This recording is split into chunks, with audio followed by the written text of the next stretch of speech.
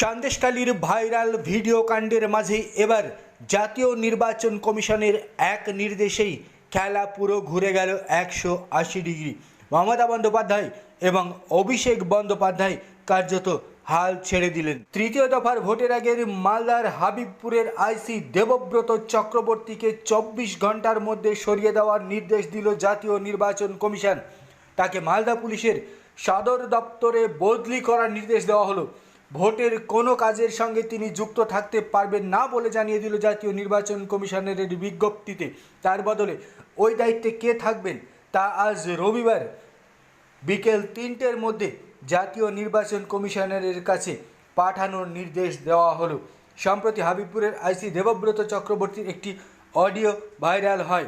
স্থানীয় পঞ্চায়েতের উপপ্রধানের সঙ্গে ফোনে কথা বলছিলেন আইসি দেবব্রত চক্রবর্তী। সেই ঘটনাকে তুলে ধরেন জাতীয় নির্বাচন কমিশনারের কাছে বিজেপি প্রার্থী খগেন মুর্মু বিজেপি প্রার্থী জাতীয় নির্বাচন কমিশনে অভিযোগ দায়ের করেন আইসি দেবব্রত চক্রবর্তীর বিরুদ্ধে।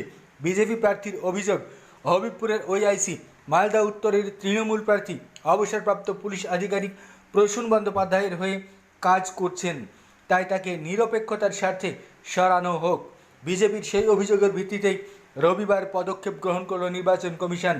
ভোটের মাত্র 48 ঘন্টা বাকি, তার আগেই 24 ঘন্টার নোটিশে আইসি দেবব্রত চক্রবর্তীকে সরিয়ে দেওয়া হলো এবং ভোটের কোনো কাজের সঙ্গে তিনি যুক্ত থাকতে পারবেন না বলে জানিয়ে দেওয়া হলো।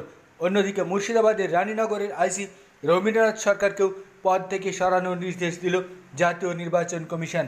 আগামী 7ই মে তৃতীয় দফার মালদার 2 কেন্দ্র এবং মুর্শিদাবাদ লোকসভার নির্বাচন।